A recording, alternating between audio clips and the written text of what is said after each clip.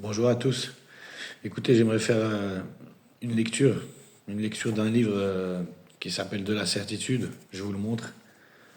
Je pense que vous n'arrivez pas à lire parce que c'est à l'envers, mais c'est marqué De la certitude de Ludwig Wittgenstein.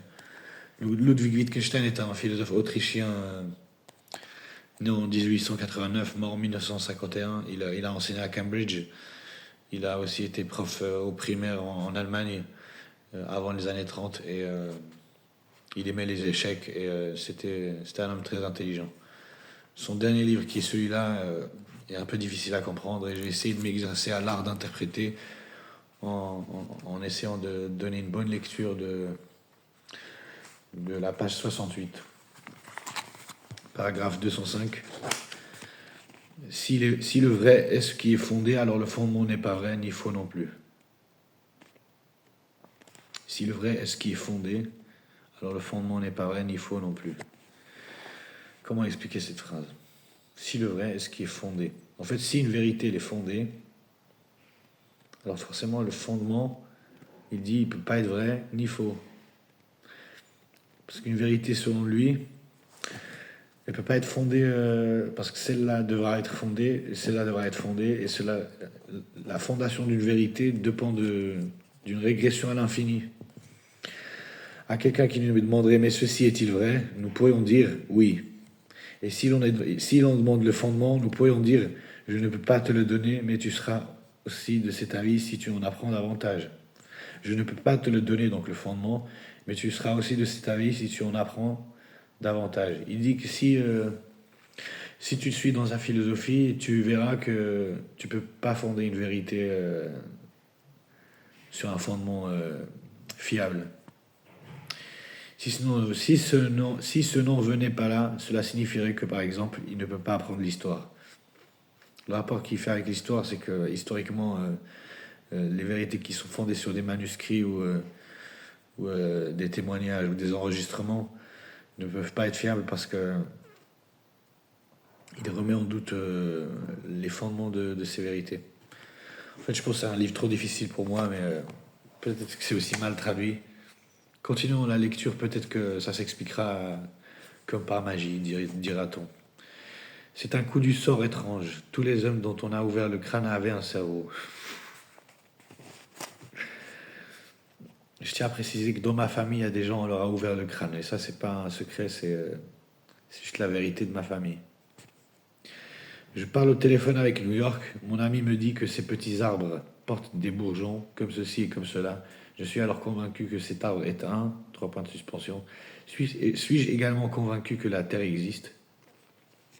Étrange question, vraiment.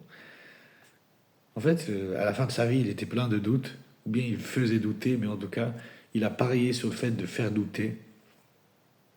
Alors que quelqu'un qui se rapproche de la certitude, donc de la mort, il devrait plutôt inspirer la certitude aux gens qui l'écoutent. L'existence de la Terre est plutôt une partie de l'image totale qui forme pour moi le point de départ de la croyance. En fait, il dit que nos croyances sont peut-être fondées sur la croyance en la Terre, la planète. Ma conversation téléphonique avec New York renforce-t-elle ma conviction que la Terre existe? Ma conversation téléphonique avec New York renforce-t-elle ma conviction que la Terre existe? Pourquoi il écrit ces choses? Vraiment, c'est un étrange livre, celui-là. Viens, on change de livre. Ben, j'ai que 3 livres, les autres, ils sont enfermés dans une armoire, un armoire où j'ai pas le droit d'avoir accès parce que je suis à l'hôpital. J'ai pas le droit d'avoir tous les livres. Mais au moins, j'ai les méditations d'Ibn al-Qayyim qui sont plus faciles à comprendre.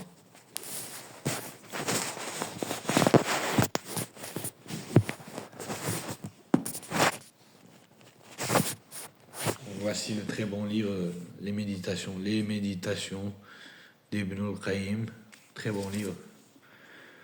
Lisons la page 117 pour des raisons évidentes. L'isolement de l'ignorant est un mal pour lui, alors que le savant emporte avec lui dans son isolement sa boisson et sa monture. Lui aussi, il est difficile à interpréter. Lorsque sont réunies la raison et la certitude dans la demeure de l'isolement et que la pensée est présente, elles conversent alors. lorsque sont réunis la raison et la certitude dans la demeure de l'isolement et que la pensée est présente, elle converse alors. En fait, il dit que quand tu es isolé, ta raison, elle va discuter avec ta certitude. Donc ça dépend de ta certitude, forcément. Si ton ennemi t'adresse une parole grossière, ne lui rends pas l'appareil car tu la féconderais. Or la descendance de la dispute est une descendance déplorable.